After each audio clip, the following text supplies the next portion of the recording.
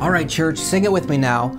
Only a boy named Elhanan, only a little sling. Only a boy named Elhanan, but he could pray and sing. Only a boy named Elhanan, only a babbling brook. Only a boy named Elhanan, and 5 little stones he took. Stick around, we'll talk about it. We're here to study the Bible. We're here to study the Bible. We're here to study the Bible. Might get us in trouble, 'cause we're being intentionally provocative with our intros.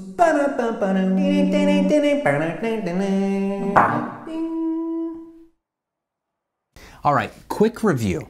In 1 Samuel, we have 2 very different stories about the how and the when King Saul meets David.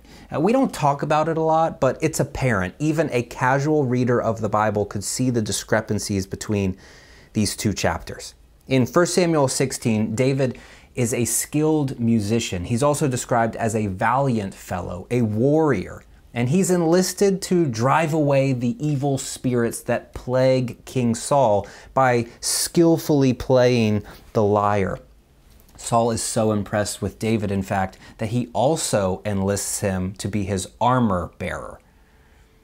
In 1 Samuel 17, in the very next chapter, David is an unknown shepherd boy. He's a runt, he's a kid, he's not a warrior. He's precocious and brave. And he has no interest whatsoever in fighting Goliath according to the rules of warfare. The giant is outfitted for hand-to-hand combat, but David just snipes him at a distance with his slingshot. At the end of the battle, and this is where it's really weird, Saul has no idea who David is. It's like they've never met before. Joel Baden concludes that both of these stories cannot be historically true, for they contradict each other at almost every turn. Now, there's one more piece of information that I haven't told you yet about the story of David and Goliath. And honestly, this one's gonna be weird. It's probably gonna hurt a little bit, and at some point in this video, you might want to just find a Bible just so you can throw it against the wall. But I would encourage you not to do that. For a number of reasons, I would encourage you not to do that. But let's just breathe and say this together. It will be okay. It will be okay. 1 Samuel 17 is not the only place where we read about a giant named Goliath whose spear was like a weaver's beam. In 2 Samuel 21, we read of another battle with the Philistines. In verse 19 of the New International Version, it says, "In another battle with the Philistines at Gob, Elhanan, son of Jair the Bethlehemite, killed the brother of Goliath the Gittite, who had a spear with a shaft like a weaver's rod." So in this text, Elhanan kills the brother of Goliath, which, you know, that makes sense. Maybe he's still a little peeved about the whole slingshot to the face and head chopping off of his brother, so he wants to go to war with Israel. That makes sense, except, and this is where you might want to find a Bible to throw it, that's not actually what the Hebrew says. In the Hebrew, there is no description, the brother of, which makes this passage a real problem. Check out another English translation. This is a New Revised Standard Version, and it says, "Then there was another battle with the Philistines at Gob, and Elhanan, son of Jair the Bethlehemite, killed Goliath the Gittite, the shaft of whose spear was like a weaver's beam." But I thought David killed Goliath, and now the NRSV is saying that Elhanan is killing Goliath. Now, some have suggested that maybe there's 2 giants named Goliath, both from Gath and both with a really big spear, but that seems improbable. Others have said, well, maybe David's name is Elhanan, and maybe it's the same person. But again, that doesn't seem very likely either. To be fair, some ancient interpreters were also troubled with this detail.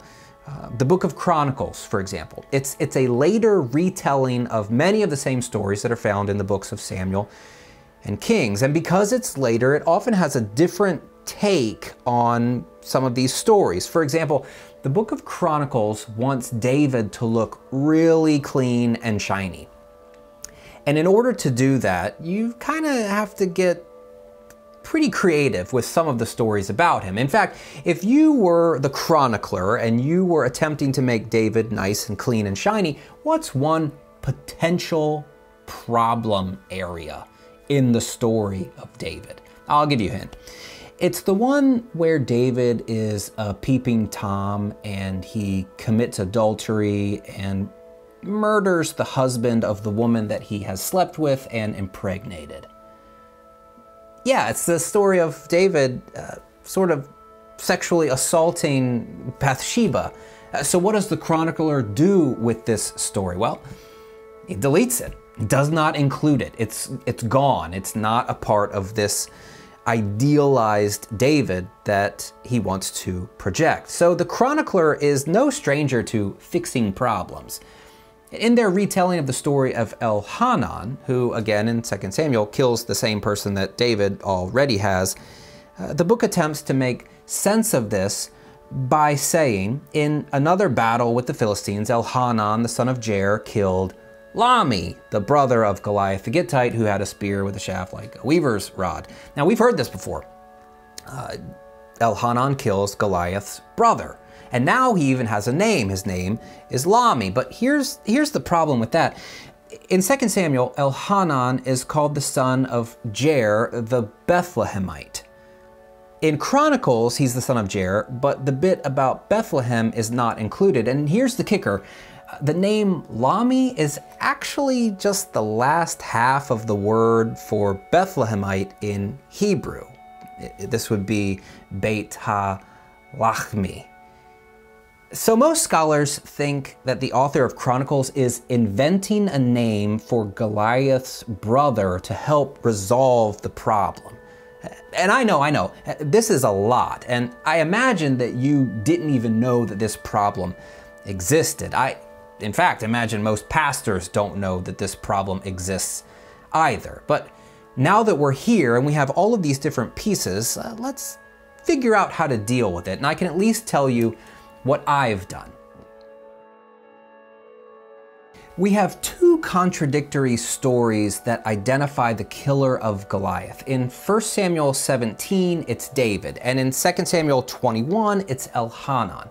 In 1 Samuel 17, we have this huge narrative about David. It's the entire chapter, and David is this unknown little shepherd boy, and he's slaying the giant. This is one of the first introductions that we as readers have to the person of David. Not the really first, but it's one of the first. In 2 Samuel 21, we have one line about a guy that you've probably never heard of named Elhanan killing a giant named Goliath. And it would be pretty weird to take a well-known story about David, who's the king of Israel, or becomes the king of Israel, to take a well-known story about him, a well-known guy, and reduce it to one verse in a list of crazy military exploits in the latter chapters of 2 Samuel. Do you follow that logic? It doesn't make sense to take this well-known story and reduce it to one throwaway line about Elhanan. But maybe it could work the opposite way. Maybe the author would take a throwaway line about Elhanan and craft a larger narrative about King David to provide an image of his character. One scholar, Baruch Halpern, says, most likely storytellers displaced the deed from the otherwise obscure Elhanan onto the more famous character, David. And I have no idea if David actually killed someone in the way described in 1 Samuel 17. One scholar thinks that he did. Stephen Mackenzie says, David did not kill Goliath, but the oldest version of the story, by which he means the Greek translation of the Hebrew Bible, the Septuagint, the oldest version of the story doesn't preserve the name of the giant Philistine that David did kill. And I don't know, maybe. Here's what I do know. That feeling that you have right now, that feeling of rage or shock or whatever it is when we feel like we've been lied to for our entire lives, that's not about the Bible. It's about the idea that you have about the Bible.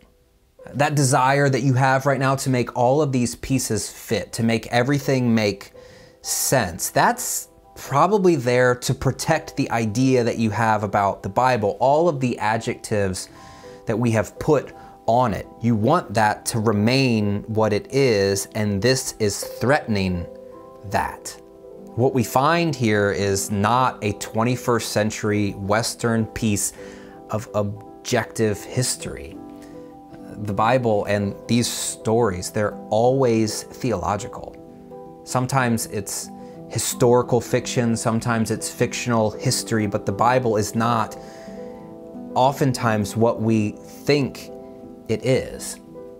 But if David didn't kill Goliath, it's okay because there's something else going on in the story. The authors of the NIV, remember, in this case, they have taken the ability away from you, the reader, to decide what's happening. They say that Elhanan kills the brother of Goliath, and they know that that's not what the Hebrew says. But they also know that we've created a context where we can't handle contradictions because we've come to believe that the Bible doesn't contradict itself. But I think that we're better than that. I think we as readers can do more with the words on the page than have it spoon-fed to us by people making decisions for us. In fact, I think that the Spirit can empower us to think deeply about the Bible, to ask big questions about God and faith, and to know that God can handle them. The Spirit can empower us to have the strength to say, this is a new reading, and I don't know what to do with it, but I'm gonna sit with it for a little bit of time, maybe pray it through, maybe read some stuff and figure out what other folks are saying about these things. Also, I believe that the Spirit of the risen Christ will hold us and whisper to us in the midst of this, that the conversation that we're having right now about David and Elhanan and Goliath, that it's not about Jesus. And that's who we're supposed to be trusting in the first place. So I would say, let's keep trusting. And let's keep reading intelligently and openly and honestly. I'm convinced that when we do, God walks with us, that God honors our efforts, and that God may be moving us to a new understanding of who God is and what the Bible is all about.